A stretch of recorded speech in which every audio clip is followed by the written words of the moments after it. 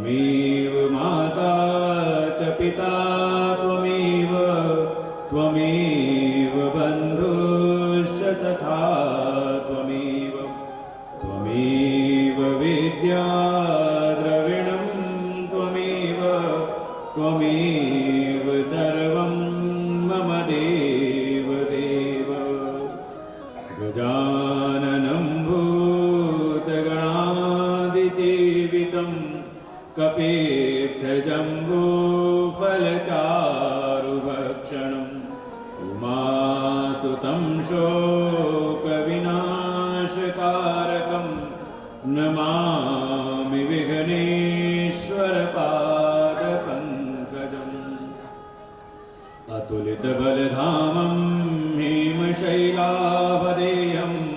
दनुजवनकृशानुं ज्ञानिनामग्रगण्यं सकलगुणनिधानं वानराणामधीशं रघुपतिप्रियभक्तं वातजातं नमामि नीलाम्बुजश्यामलकोमलाङ्गं सीतासमारोपितवामभागं पाणौ महासायकचारुचापं नमामि रामं रघुवंशनाथं नमामि रामं रघुवंशनाथम्।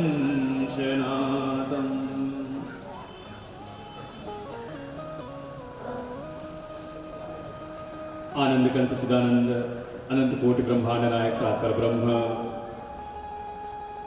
श्री रघुनाथ सरकार जी के चरणों में कोटशः नमन। उनके ही चरणों के अनुरागी राम कथा के परम रसिक हनुमान जी महाराज जी के चरणों में कोटशः नमन वंदन। मंच पर ही विराजमान पूज्य संत चरण कथावाचिका संगीत के द्वारा भक्ति का प्रचार प्रसार कर रहे हैं। संगीत पर उपस्थित आचार्यगण, इस सनातन धर्म सभा के जो पदाधिकारीगण हैं, उनके कार्यकर्ता सदस्य एवं समस्त भगवत चरणानुरागी सभी भक्तजन, उपस्थित सभी मातृशक्ति, सिया राम मैं सब जग जानी, करऊं प्रणाम जोरी जुग पानी।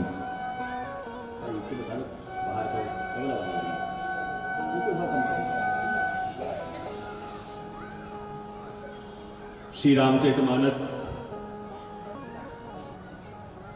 प्रभु श्री राम की प्राप्ति का साधन।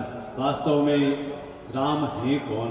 राम तत्व का विचार करने के लिए हमारे ऋषि मुनियों ने श्री रामचरित का वाचन किया, उसका कथन किया।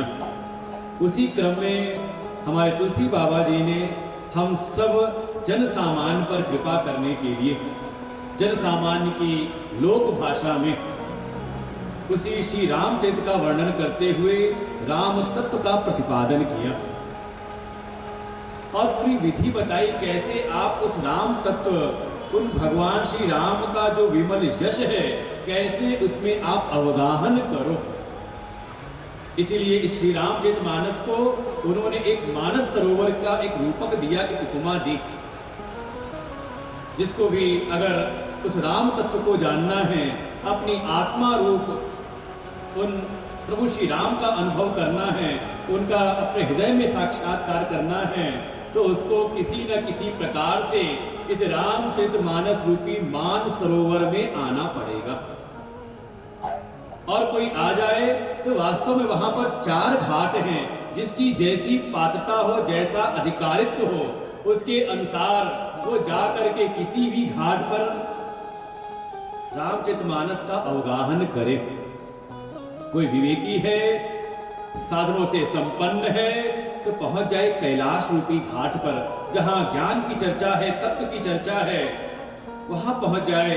नहीं उतनी पात्रता है, अगर भावना प्रधान है, हृदय में भगवान के प्रति प्रीति है, प्रेम है, तो आ जाए नीलगिरी पर्वत रूपी दूसरे घाट पर, जहां काभुसुंडी जी भगवान की भक्ति का प्रतिपादन करते हैं। कोई ऐसा है जो सेवा प्रधान जिसका जीवन है, जिसने सेवा की है, वो सेवा से ही भगवान को पाना चाहता है, तो क्या उसके लिए भी और कह सकते हैं इस मनुष्य योनि का कोई प्राणी है तो वो मनुष्य का जीवन है कर्म प्रधान। उसके लिए ही तीसरा घाट है जहां इस मनुष्य योनि के ही दोनों है श्रोता और वक्ता, तो वहां पहुंच जाए जहां याज्ञवल जी कथा सुना रहे हैं और पूछने वाले हैं भरद्वाज मुनि। करुणा करते हैं तुलसी बाबा कि जिसको बिल्कुल समझ ना आए कि हमें कहाँ जाना है, कहाँ कथा सुननी है, वो भी निराश ना हो, वो दैन्य भाव से भगवान की शरण में आ जाए। देखो भगवान को अभिमान प्रिय नहीं, ईश्वरस्यापि अभिमानात् द्वेषित्वात् दैन्य प्रियत्वात् च। जो प्रभु हैं, जो परमात्मा हैं, उनको अभिमान प्रिय नहीं है। कोई अभिमान के साथ अगर प्रभु की शरण में आए तो भगवान उसको स्वीकार नहीं करते। उनको पाने का तो उपाय एक ही है कि अपनी सभी अभिमान को, अपने जो भी पद प्रतिष्ठा का जो भी मान बढ़ाई है, उसको किनारे करके आओ। जाति पात कुल धर्म बढ़ाई, ये हर प्रकार की जो ये महिमा है, अभिमान है, इसको किनारे करके दैन्य भाव में आ जाओ। और ऐसा कोई दीन हो जाए तो उनके लिए वो दीन हितकारी बन जाते हैं। तुलसी बाबा कहते हैं ऐसा कोई दीन हो जिसको कुछ समझ ना आता हो कि उसकी क्या पात्रता है, क्या अधिकारित्व है, कैसे उसको भगवान की प्राप्ति होगी, साधन क्या है, मैं तो सब साधनों से हीन हूं। उसके लिए तुलसी बाबा ने कहा वो चौथे घाट पर आ जाए, जिसको नाम रखा दीन घाट। और इस घाट की महिमा यह है कि यहाँ कोई आ जाए तो यहाँ कभी तुलसी बाबा ले आते हैं भरद्वाज मुनि और जो याज्ञवल्क ऋषि हैं, इनके मध्य के संवाद को, कि जीवन में धर्म का विधान कैसा हो, कर्म का विधान कैसा हो। फिर कभी इसी घाट पर ले आते हैं भक्ति के प्रतिपादन करते हैं सिद्धांतों को, ज्ञान भक्ति अंतरकेता, ऐसे विधानों को, संवाद है काकभुषुंडी और गरुड़ जी के मध्य को, और कभी कैलाश की चर्चा भी यहाँ पर ले आते हैं। इसलिए कहीं जाने की आवश्यकता नहीं, यही एक ही अगर घाट पर आ जाए तो समझ लो यहाँ त्रिवेणी का प्रवाह हो रहा है। और देखो अगर संगम जाकर के स्नान किया हो, जो जो गए हो कुंभ में, न जा पाए हो तो चले जाए माघ मेले में, बढ़िया मेला लगता है, संगम में स्नान करो। लेकिन वहां समझने वाली जो बात है वो तो संत लोग यही समझाते हैं कि आप देखोगे तो वहां वे त्रिवेणी संगम में 3 नदियां हैं ना, विधि निषेध में कलिमल हरणी, ये विधि निषेध रूपी कर्म स्वरूपिणी कौन है? कहा यमुना जी को कर्म का स्वरूप माना।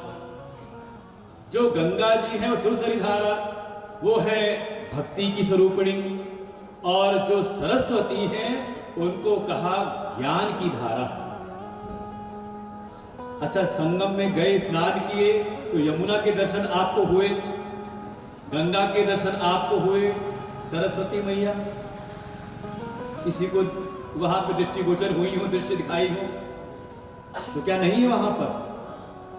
अब आप कहते हो लुप्त रूप में है, तो विचार करें तो वास्तव में बिल्कुल सही उपमा दे रखी है।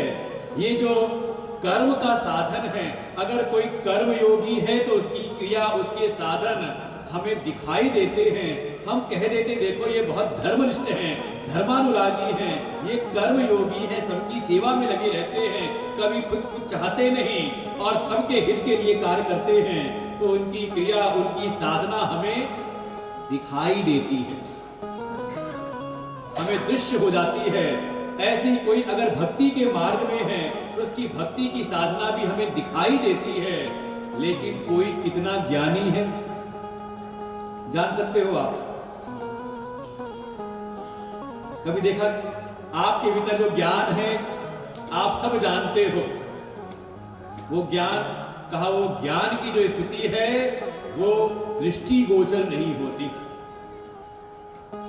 जो कर्म है वो प्रत्यक्ष हो जाता है, भक्ति के साधन भी प्रत्यक्ष हो जाएंगे, नहीं तो अनुमान आप लगा सकते हो, परोक्ष रूप में उसको लेकिन जो ज्ञान है वो साक्षात अपरोक्ष है, न प्रत्यक्ष न परोक्ष। वो तो जिसको होता है वो वही जानता है। यहाँ तक कि अगर जिसको अनुभूति हो जाए, ये तो संत ही जानते हैं, खग जाने खगही की भाषा, वो संत ही जानते हैं। और जब कोई आकर के उनसे विचार करें, उनको उस अनुभव के बारे में अगर प्रश्न करें, तो बस वही कह देते हैं। उनकी बात कहने के लिए केवल एक ही बात रह जाती है, उसका अनुभव तो वैसा है तो कहा मुंह का स्वादनवत। जैसे किसी गूंगे को आपने खिलाया गुड़, किसी गूंगे को खिला दी आपने रसमलाई, अब उससे आप पूछो कैसा लगा तो क्या बतावेगा? वहां तो जा करके वाणी भी बाधित हो जाती है, उसका नहीं होता। तो त्रिवेणी संगम। और दूसरी बात यह है कि यमुना जी हैं, गंगा जी हैं, वो तो दृष्टिगोचर आपको हो रही हैं। वहीं पर जो संत समाज वहां पर एकत्रित है और संतों के शिविर में जो ज्ञान की चर्चा हो रही है, जो सत्संग है, जो कथाएं हो रही हैं, वास्तव में वही सरस्वती है। इसलिए जो कोई जाकर के त्रिवेणी संगम में स्नान करता है और उसके उपरांत संतों के शिविर में जाकर के जब सत्संग श्रवण करता है, जब कथा का श्रवण करता है, तब उसको त्रिवेणी स्नान का पूर्ण फल मिलता है। और देखें, आप चाहे प्राकृतिक रूप से देखो और देखिए अगर उसका आध्यात्मिक पक्ष समझ जाओ, जो यमुना जी हैं, यमुना जी आकर के यमुना जी का परिवसान होता है गंगा जी में। जो कर्म की प्रतीक है यमुना, वो जाकर के मिलती है गंगा जी में। तात्पर्य ये है कि जो कर्म योग की साधना है, उसकी परिणति, उसका परिणाम है कि आपके भीतर भगवान की भक्ति उत्पन्न हो। इसलिए आप अगर श्रीमद् भगवद गीता का अगर आप स्वाध्याय करते हो, चिंतन करते हो, तो उसमें 18 अध्याय हैं। महापुरुषों ने उसके 3 भाग कर दिए उसके विषय के अनुरूप। जो प्रारंभ के 6 अध्याय हैं उसको कहा ये कर्म परक है, कर्म योग का इसमें विधान है। प्रधान रूप से कर्म योग की साधना बताई गई है। फिर उसके बाद 7वें से लेकर के 12वें तक, इसलिए तीसरे अध्याय का नाम है कर्म योग, चौथे का ज्ञान कर्म संन्यास योग, 5वें का फिर आएगा कर्म संन्यास योग और छठे का आएगा आत्म संयम योग। सब करने वाले क्रियात्मक हैं। और 7वें से प्रारंभ होती है भक्ति की चर्चा और 7वें से 12वें तक भक्ति का निरूपण। 12वें का नाम ही है भक्ति योग। तो जैसे वहां पर सिद्धांतः महापुरुषों ने निरूपण किया कि जब किसी के जीवन में कर्म की साधना परिपूर्ण होती है, उस कर्म की साधना के परिणाम से उसका अंतःकरण निर्मल होता है, शुद्ध होता है। काम, क्रोध, लोभ, मोह, मद, मात्सर्य, इन 6 विकारों से जब उसका मन शुद्ध होता है, यही है कर्म योग की साधना। अभी जब तक हम अपनी इच्छाओं के अनुरूप अपनी इच्छाओं को पूरा करने के लिए कोई क्रिया करते हैं तो उसको कहा कर्म, और वो कर्म हमें देता है बंधन। समझो कैसे? का आपके मन में एक कामना थी, उस कामना के लिए आपने कर्म किया, तो कर्म का फल या तो आपकी कामना पूरी हुई या कामना अधूरी रही, बाधित हो गई। कामना पूरी हुई तो उसने बढ़ाया लोभ, कामना कहीं पूरी होती नहीं है। तृष्णा न जीर्णा वयमेव जीर्णा। हमारे भर्तृहरि जी महाराज तो कह देते हैं, ये जो कामना का विराट विकराल रूप है तृष्णा, ये तृष्णा कभी जीर्ण नहीं होती, शांत नहीं होती, कमजोर नहीं होती, बल्कि इन कामनाओं को भोगने वाला जो है, भोगने वाले जो हम हैं, इन संसार के विषयों को भोगते भोगते हम ही जीर्ण हो जाते हैं। तृष्णा न जीर्णा वयमेव जीर्णा। ये तृष्णा कभी शांत नहीं होती, कभी नष्ट नहीं होती, बल्कि हम ही जीर्ण हो जाते हैं। भोगे न भुक्ता वयमेव भुक्ता। ये भोग नहीं भोगे जा रहे, बल्कि ये संसार के भोग ये हमें भोग डालते हैं। अगर अगर थोड़ा सत्संग से विवेक जग जाए तो आपको ये बात समझ आती है। अच्छा, भोगों को आपने भोगा या भोगों ने आपको भोग लिया? तो विचार करना। हमें लगता है कि हम संसार के जगत के विषयों का भोग कर रहे हैं, संसार के विषयों को हम भोग रहे हैं, लेकिन देखो भोग तो नित्य नवीन नए नए उत्पन्न होते जा रहे हैं। जो आपके समय नहीं थे, आज देखे तो कुछ ज्यादा ही बढ़ करके हो गए। विषय की कोई कमी हुई, भोगों में कोई कमी हुई? नए नए नित्य नए नए भोग प्रकट हो जा रहे हैं, लेकिन हमारी स्थिति क्या हुई? हम तो तब भी अभी ठीक ठाक हैं, अभी 50 के अंदर में हैं। जो 50 के ऊपर गए तो क्या स्थिति हो गई? भोग भोगते भोगते अंगम गलितम पलितम मुंडम दशन विहीनम जातम कुंडम वृद्धो याति गृहीत्वा दंडम तदपि न मुंचति आशा पिंडम भज गोविंदम गोविंदम भज मूढ़मते। आदि गुरु भगवान शंकर जी तो कह देते हैं, देखो ये संसार के भोगों की लालसा हमें कहां तक ले जाती है। अंग हमारे शिथिल हो गए, अंग गलने लगे। पलितम मुंडम, कभी पाला पड़ते देखा है कि नहीं? कभी पता नहीं यहाँ इस क्षेत्र पाला पड़ता है कि नहीं पड़ता है। पाला पड़ता है तब कभी उत्तर में और आगे बढ़ेंगे आप तो दिखाई देता है खेत पर एक सफेद परत दिखाई देने लगती है, सफेद ही छाई हुई दिखाई देती है। पाला पड़ जाता है तो कह कहां पे पाला पड़ गया? अब भोगों को भोगते भोगते पलितम मुंडम, सफेदी छा गई बालों पर, लगाते रहो गोदे घेर डाई। असलियत तो है ना कहीं पाला पड़ गया। और ये दसों जो इंद्रियां हैं ये जीर्ण हो गई, अब उतना दिखता नहीं, अब सुनाई नहीं देता, अब खाते तो पता ही नहीं चलता कि क्या खा रहे हैं। सारे दांत निकल के गिरने लगे। लेकिन ऐसा नहीं कि कोई थक के हार जाए, वो जितनी बार जो आक्रमण होते हैं जरासंध के, वो लड़ता है उसके साथ में। बाल सफेद हो जाए तो जाके कह देगा भैया बाल काले कर दो, क्या कर रहे हो? ये बुढ़ापे से लड़ते रहो आप। दिखाई ना दे तो चलो चश्मा लगा लिया, लेंस लगा लिया, सुनाई ना दे तो मशीन लगा ली, दांत गिर जाए तो कहा कोई बात नहीं, डॉक्टर साहब के पास जाएंगे तो नकली बत्ती भी लग जाएगी, सब लग जाती है। लेकिन जब काल आएगा तो ऐसी स्थिति आने के बाद भी बिल्कुल सारी इंद्रियां जीर्ण हो गई, लेकिन कामनाओं के भोग की जो वृत्ति है कहा वो शांत नहीं होती। तदपि न मुंचति आशा पिंडम, ये संसार में विषय भोग की आशा शांत नहीं होती, बल्कि हम ही जीर्ण हो जाते हैं। समझो अपनी स्थिति को। इससे मुक्ति का उपाय तो यही है, जीवन में कर्म तो हो लेकिन कामनाओं के वशीभूत होकर के नहीं। और मन में अगर इच्छा भी हो, कामना भी हो तो वो भगवत सेवा की कामना आ जाए, थोड़ा समाज की सेवा की कामना मन के भीतर आ जाए। देखो धन तो सब कमाते हैं, धन के द्वारा अपना भरण पोषण सब करते हैं। उसको कहा वो एक सामान्य गति है धन की भोग। उत्तम गति तो वही है कि ठीक है हमारा घर परिवार का भी भरण पोषण हो, लेकिन थोड़ी हमारी पाई लग जाए धर्म के कार्य में, इसको कहा उत्तम गति। थोड़ा भगवत कार्य में हमारी थोड़ी भी सामर्थ्य लग जाए तो समझ लो तभी वो किसी प्रकार से भी आप दान पुण्य करो तो वो आपका कल्याण करता है।